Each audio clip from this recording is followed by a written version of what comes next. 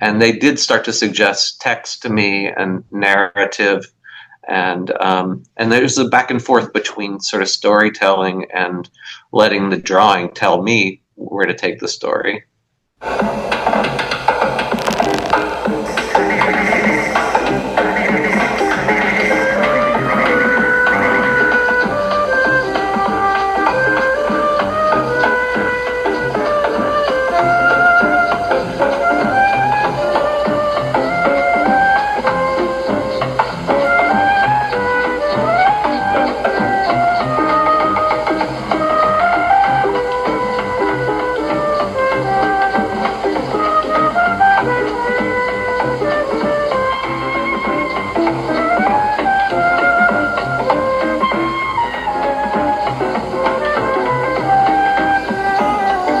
Hi, this is Henry Chamberlain. Welcome to another Comics Grinder. And today I have a special treat. I've got Scott Finch. He's an artist. You may know him from the Domesticated Afterlife if you keep up with indie comics. And his newest work is Introverts Illustrated. This is part of it. It's 21 mini comics in all. Thank you, Scott, for doing this. Thank you, Henry, for having me. I'm so excited to talk to you. So I'm going to show stuff from the books, and I will do a little rambling of my own to describe it, and then I'll let you do the real honors. I would say the driving force of it is automatic drawing, and I found myself really zoning into it and just grooving to it as I listened to ambient music. It just that seemed like a good match, and because I could tell that right away this is like a stream of consciousness. It deserves a certain level of engagement with it, and it really reads so well upon the second or third reading, and it's just a fun. It's like a dreamscape. I'll let you explain it further. Sure. For starters, yeah, the automatic drawing thing, you do. There's no way to not notice that. It's with the domesticated afterlife. I was, you know, nice little panels, a gridded structure, and a little more consistency, and a sort of more recognizable graphic novel sort of form. Then I did a travel diary project. You may remember it was a sort of a color, more abstract kind of comic that kind of looks like the kind of color you see in the background I have behind me here. And that was sort of an experiment with this automatic drawing, putting lots of drawings, sort of stacking them and putting them in sequence to see what kind of narrative sort of just emerged by setting one thing next to another. It was kind of an experiment to think about sequence or narrative just coming up out of drawing. I've always had a practice in my work or just in my life since I was about 5 or 6 years old of drawing with nothing in my head at all, a lot of the time. Just put the pencil to the paper, make a mark, respond to that mark with another mark, build up a series of lines or marks until something emerges. Kind of like when you're a kid and you stare at wood paneling or you stare into the shag carpet and you start to see faces or images kind of emerge, and you hear like people like Leonardo mention this in his journals. Like, this is just a thing people do. If you put marks together, things start to emerge, and I found that over time. I was sort of in conversation with those things. I was trying to figure out, well, where do these come from, and am I trying to say something to myself? Is there something here to investigate? And I've done that a lot of different ways throughout my life as an artist. For a while, I used to do it in a way where those drawings never really were going to show up in a finished piece of artwork. They were sort of the sketches, and then I would look at them and I'd say, I keep drawing this kind of figure. Maybe I need to make a story about that, or I'll make a painting about that, or I'll make a more serious work out of that. But the drawings themselves, I never thought of them as the thing. And then I thought, when I got to that travel diary, and with this project, I started thinking, what if I just let these objects live and play with them and not try and build something off of them or reinterpret them, but just see what happens if I start to build sequences of them. And um, and they did start to suggest text to me and narrative, and there's a back and forth between sort of storytelling and letting the drawing tell me where to take the story. Well, that's fantastic way to begin things. I think that will relate. People will relate to that so well, especially folks who like to draw or do any kind of creation, because you're talking about the fun that any kid has, this sense of adventure that they're going to just go in there and do whatever they want on a blank Yeah, piece of paper. All of a sudden, there's going to be marks. They don't even. They're not even being self-conscious about it. They're just putting down those marks, yeah, and then they're not self-conscious about what the story is. Oh, well, right. it's just grandma eating a pizza pie or whatever Right. it is. Who knows where it came from or why it's here? But it's such a surprise, and it's so satisfying when that happens. Now, I would also do after I started doing that. The next thing was, well, I got something here. I want to. Oh, there's one right there. Yeah, I have something right So, here. Go on. so with this, you can see when I started to play with how to put them in sequence, I thought about. I went to my copy machine, and I would reduce them and make multiples of them and cut them up and play with putting them in relation to one another, and then sometimes drawing back into the collages that I made out of those copy pages. I think you can see that kind of happening here. Yeah, Um, Same figures repeated and played with in different configurations. I'll read this little snippet here, which kind of, in a way, is an encapsulation of everything. His dreams were blank pages where he conjured images and patterned them. Yeah, And this is book one.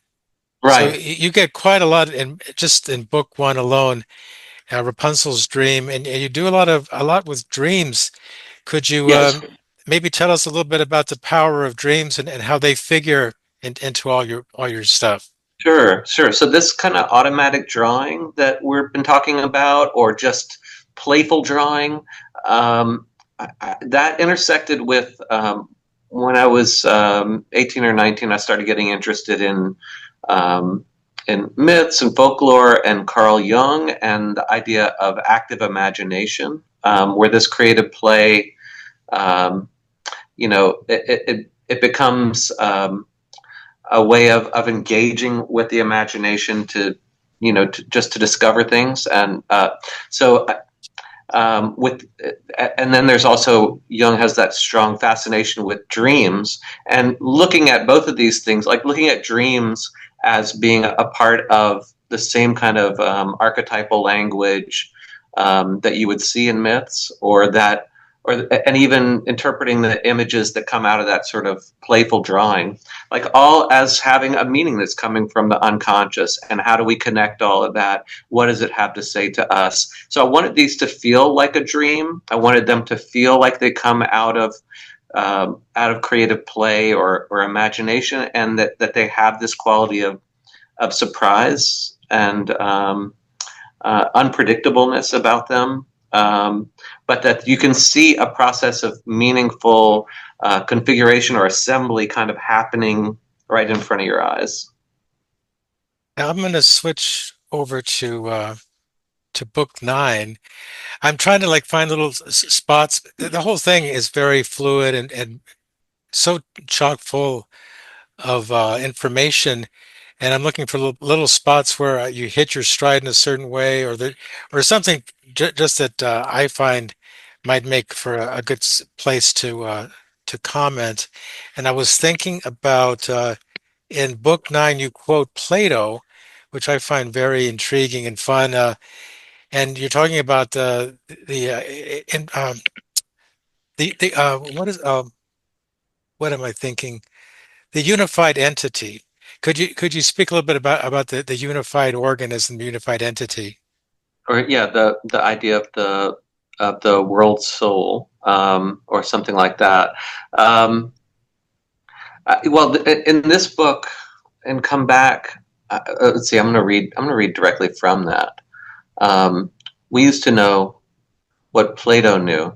We must declare that the cosmos has come into existence as a living creature, endowed with soul and reason, one and visible, containing within itself all the living creatures which are by nature akin to itself. I think the idea here is to understand yourself as part uh, of of the totality, and to not see yourself as separate from that. To understand that just like you may feel messages coming from a deep well within yourself or in your unconscious, maybe from your own soul, or from, you have that muse or that inspiration inside of yourself, to say that the world is imbued with that too, and that you're a part of that, and to look around you and to be able to understand that. And this book, um, this little book, Come Back, is about when you're in that sort of alienated or feeling separate from the world, disconnected from it, alienated from it. It's an encouragement to try and find your way back to connection. And you were telling me, but before we started the interview, that it is all automatic drawing without any preconceived notions, and then you come back Yeah, and you add the words, not necessarily in any particular structure. They just come to you as you going through the process. it's kind of a back and forth, drawing a lot first, and so drawing, maybe filling three or four sketchbooks. You see that there's some line paper there, and some of those figures. So drawing Yeah. into just anything that's around. But just when I know I have a subject or something I'm working on, just filling three or four notebooks with it, and then laying out all of those images on a big table, literally just like on a giant table, and thinking about how to configure them in relation to each other. And those duplicates, like I said, reducing them, and changing the scale of them, and cutting and pasting them together, and then sort of doing some writing, and then maybe I want to draw a little bit more to sort of express some of those ideas and put that back in. Here you can see there are some images at the bottom there that are. I also will sometimes grab photo references and do sort of tracings, or copies of things that I find in photos. So you'll see some weird little patterns and things that sort of supplement that. You'll see that sort of build through the series too. So it's not all just hand drawn, but a lot of it is just sort of filling pages and then relating to what those pictures do. And you feel most in touch with your art when you're doing it more of a in an analog method Yeah, where you're using a copy machine and you're making your different copies and pasting them down. I do. I think that for me, um, I just have always. I just have this thing about the tactile experience of either that pen the pencil when I was a little kid, just really digging into a piece of paper, like so that it indents through like three or four pages, and you push hard and you get a deep black mark, or you work softly with the pencil. And now with ink, I use a brush pen a lot of times, and to feel the subtlety of that and feel the weight of the hand, or emotion coming through. And I do that best with real materials, and then to do that collage in a physical way, and then to draw back into it. Um, that all means something to me. It all enriches that for me. It might also have to do with the fact that I'm 53. I didn't grow up with all that stuff, and I'm sure there are people who can do just the same thing on a tablet or in some other way. But for me, this is intuitive. It's kind of gone through my whole life making things this way. So Yeah, it's fascinating because you can't necessarily call it retro. A lot of the youngest of the young are doing just physical art. They want to do Yeah, it, want to keep it physical. Interesting how we have that term now in the classroom, physical art. right. Okay, now let me show the folks King of Waters. It has a lot of the things that I think would be representative of your work. And what I find really funny here is that the first opening lines are so enigmatic. There is enigmatic as the drawings. At first, he wasn't even one. He was doubled, or maybe, or many, or just running. So that is it's the ambiguities is there right from the get-go. Would you want to say something about that? Uh, I love that. I mean, to me, um, that pushes you into trying to work through what's the relationship between these words and these images, and neither of them is going to sort of close down or simplify or explain the other. But they kind of, to me, I don't know. It felt like a provocative opening. Like to, okay, so what are we, hopefully the idea is let's keep going, see if we can figure this thing out. Yeah, I was looking back at my notes and I said, well, this is essentially about displacement. And you were actually, you had provided me with a note saying it's bewilderment of adolescence. Yeah, yeah. There's something about that. For me, there was a sense at a certain age, like I think everybody knows how this game is played, or what that Hmm. everybody has a sort of shared language about what we're supposed to be doing, and this sort of emerging sense of your social self and all of that. And I felt like, oh no, no, no, no, I don't. I'm someplace else. Oh, I yeah. don't know exactly what we're up to here, and feeling sort of like, okay, um, I think a lot of artists feel this way, sort of at a remove from the sort of ease and comfortable um, social interactions and things. Maybe see things from a little bit of a distance and wonder about them in a different way. Yeah, that makes so much sense. It's not necessarily that you don't speak their language, it's that somehow they don't speak your language. Or there's been this disconnect, this unnecessary disconnect is occurring. Like, uh, well, you are speaking English, and if someone just took a pause, maybe they could follow what's going on. Yeah. And this is the first of a series of four things that kind of talk about, well, yeah, what do you do if you feel that way? They all keep their distance. They all, yeah, keep their distance and stay dry. A defense against a time before. Like, there's this sense of, you know, the I feel like in some ways I was sort of late to the game and wanted to hold on to, like the way I talk about drawing and just those some of those childish things and playing there. It seemed like everybody wanted to at a certain point in my growing up, like, oh no, no, we're done with all of that. We're Yeah, and what are you doing? You shouldn't be in the middle of that anymore. We've moved on to something else. yeah. Well, I think it's like it is a deliberate choice. Like you know that you could maybe do A, B, and C and get on track with the mainstream. Yeah, But wait a second, I need more time to develop what I'm trying to develop. yeah. Or there are interesting things that are being lost in that process, right? So I want to hold on to those somehow. Exactly. So each one has its own gift. Cricket's like contemplating a cricket in so many words. Or Yeah. you're contemplating.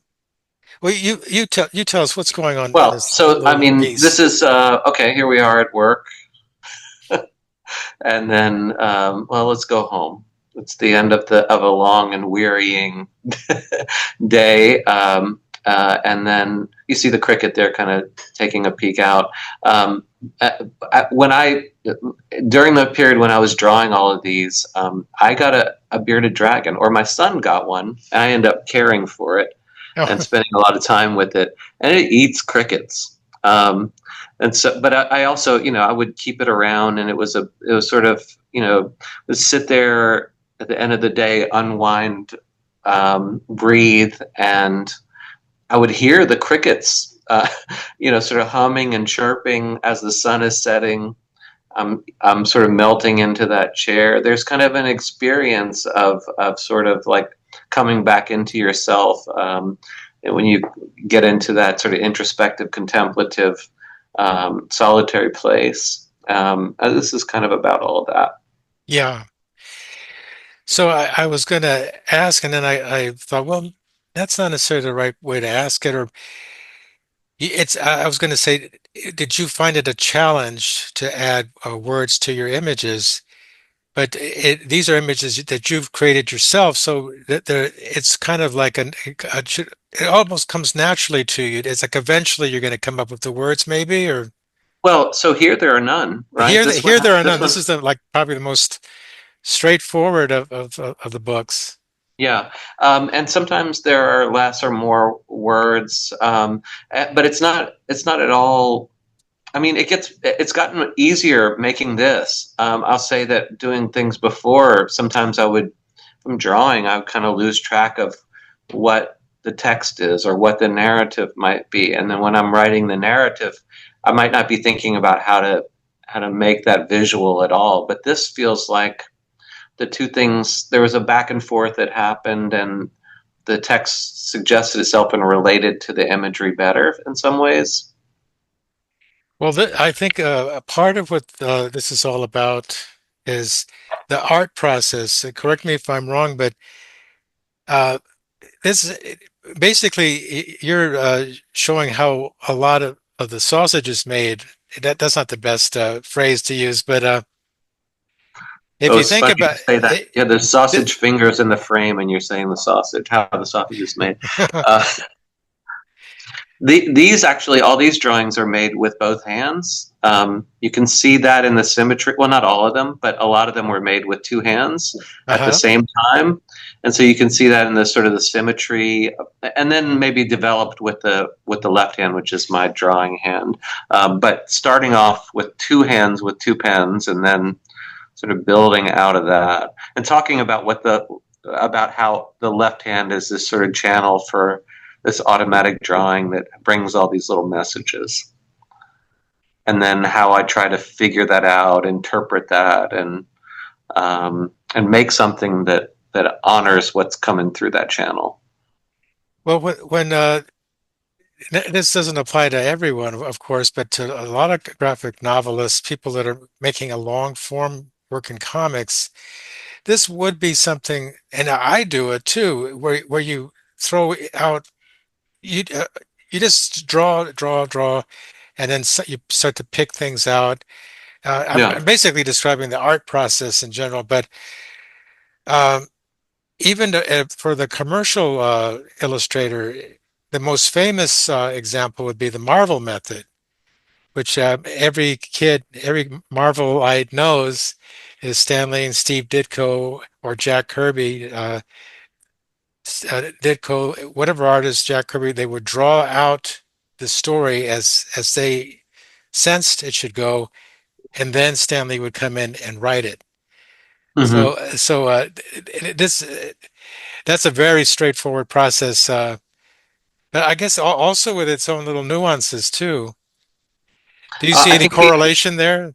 Oh, sure. I think being led by the visual and letting those images, giving them time, like not try to solve them and figure out what they're trying to say, but just let's make them, and let one lead to the next and sort of drive what you're doing before you start to sort of close it down in a way with words, and explain it, in a way that might make it clearer, but also might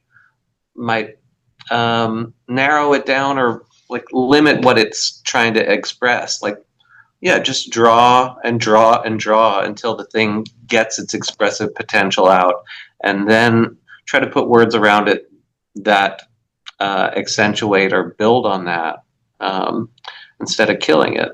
Drawings that have such a life in them, that line, when it's right, it feels that every moment of it feels surprising and alive, and you want to keep that. Well, this is silly, but I'm going to show this to folks. The origins of Marvel Oh, please! Comics. I love it. Now, yeah, because I think Marvel they made comics history when they made that distinction. And we're not going to just do it a certain way because maybe that's they were kind of like reaching the end of the road. There must be another way to do this, a more artful way.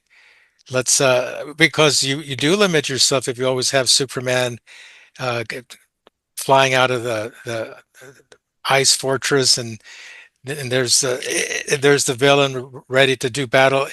So you have to keep finding ways to make it different or not limit yourself. And so if you do something Well, so radical as draw it first, don't worry about the words. yeah, well, I mean, that's why some of those things are so conscious expanding, and they blow your mind, especially when you're young and you come upon this stuff from out of nowhere. It hits you that way. Now, I just want to give people a sense of the scope of this book. Tell us something about your choice to make it 21 mini comics. Um, well, I just had never made really too many things that were short sequential pieces before. You know, the first little graphic novel that I made was, almost it was around 200 pages, and then Domesticated Afterlife was 265. Those were the first two comics I ever made. I had never made a strip or a mini or anything like that Hmm. before. I had these two ideas, and I just followed them wherever they wanted to go. So Um, that was your motivation. yeah, yeah. But with these, so then I said, well, so with these, I said, I'm going to try and, through this other process, make something small and complete, but led by the drawing and collage process, and see where that takes me. And when I had made one and it was, whatever it was, 60 pages or less, I thought, well, this is exciting to have something wrapped up instead of investing a year or two or 10 in it, to have a sense of completion and finality about it. But then, knowing I had more to do and more to say, but okay, well, I can do it in another one, and I did, and then make another, and the one will kind of suggested the next. It's just sort of, I don't know. I just got caught up and carried away in it. Is all I can say. I um, I don't know that anyone's done this particular thing before. I mean, certainly the comic book industry is all built on turning out one issue after another, then collecting them. But I don't really see this going on in the mini comic world. And you have all 21 out, and well, if you had wanted to, you could have done one issue per comics festival Yeah, sure. and drawn it out. How long did it take you to do all 21? It was about 2 years, 2.5 years, something like that. Um, and as far as why I did, I think it is probably a foolish way to do it. I was just sort of naive. You know, I just sort of got caught up in the momentum of doing it that way. I wasn't really thinking about putting them out into the world at all. I was thinking about, sort of the gratification of making them, and seeing what would happen with them. And then at a certain point, it felt like, well, this is something. Yeah, but I want to know from you. Like, to me, I was so excited in the making of them, but sometimes I wonder, have I just wandered too far afield? It's gotten very abstract and very poetic, and it's this weird format. I'm wondering, I always wonder how do people receive that or interact with them? I wonder, have I just completely left the comics world and gone off No, someplace by you're myself? right. You're right in it. You're right in the Okay, beautiful comics world. Uh, okay. I needed a while to revolve around this and circle around it and so yeah, because your work is so unusual and I'm into it obviously I'm into it. Domesticated afterlife. Yeah. I really dove deep into it, and I did the same here with Introverts Illustrated. And I don't know if it's wrong to say that this is groundbreaking. This Mm. is something different, and I do enjoy digesting them one by one. And I would recommend that somebody to try that experiment. Just sit down, relax, get into a meditative state, put on some calming music, and just let the work do its thing. Well, thank you. Um, I, I really appreciate hearing from you. I think that, yeah, for me, I, like I said, I didn't really know where I was going with it. But I do hope that that what I experienced and what I was thinking about and playing with is it does get across. And to hear you say, well, you read it a few times, you read it through a few times. That's for me. That's a good sign that you Yeah. that you want to spend some time with it. And I feel like things that are poetic or that are sort of layered and dense like this, they do better by having a little more time with them. But I wonder, will anybody indulge me that way? It was not. I appreciate you spending the time with them and thinking about them a little bit. Well, It means a lot. most readers, if not all readers of indie comics, are ready to go on the ride with you. And I guess if I'm an influencer of a sort, people listen to what I have to say to some extent. It's a little weird talking about myself like that, but uh, yes, I think you're absolutely on the right track, and it is incredible work. And I wanted to. There's a bunch of questions I could ask you. One question I want to make sure to ask was, what conclusions do you reach with this work? Is there something that comes together for you? Um, I think what I found through doing this was a different way of sort of relating to images. The idea that I'm going to let these images lead me and take me on a merry chase. Like when I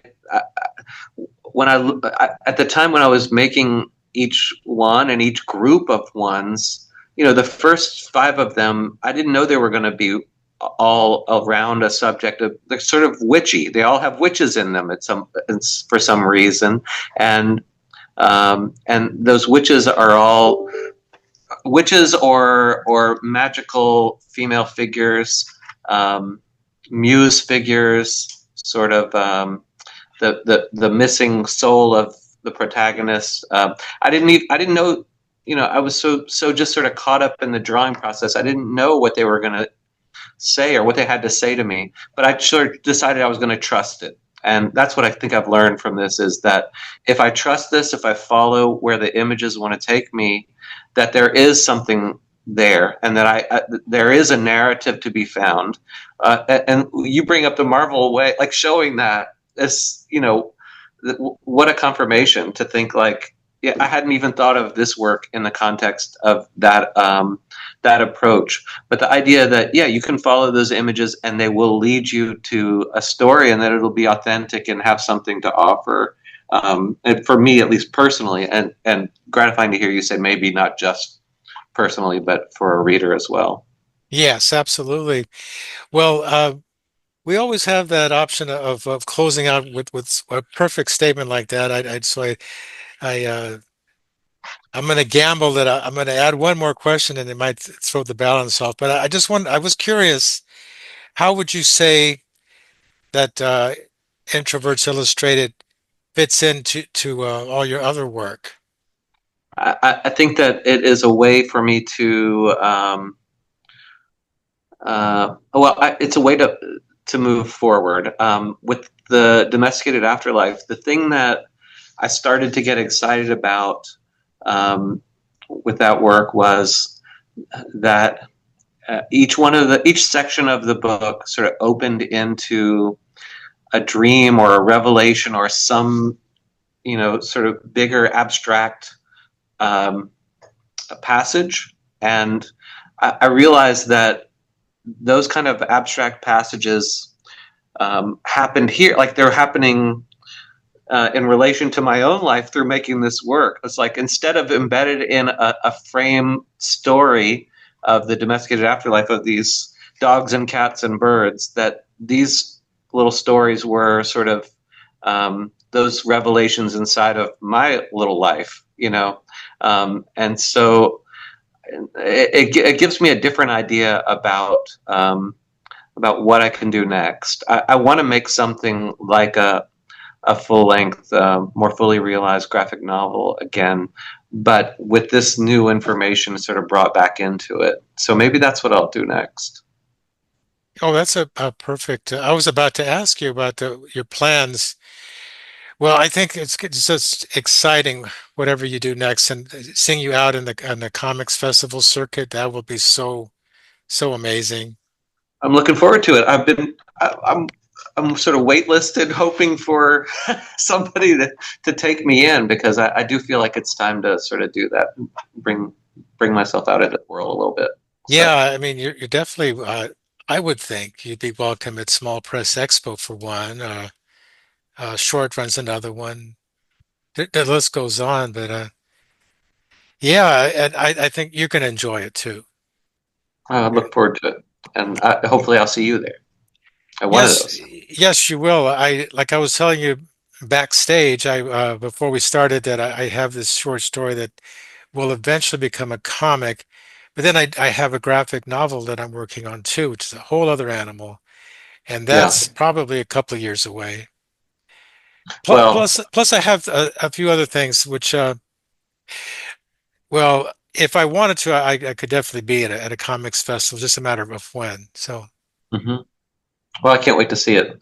George's run was so great. Thank you for sharing that with me. oh, And anything that you're gonna make, I'm gonna be excited to see. So, yeah. well, thank you, and we'll definitely have to do this again. And it's always a pleasure to see you. Thank you, Henry. Thanks.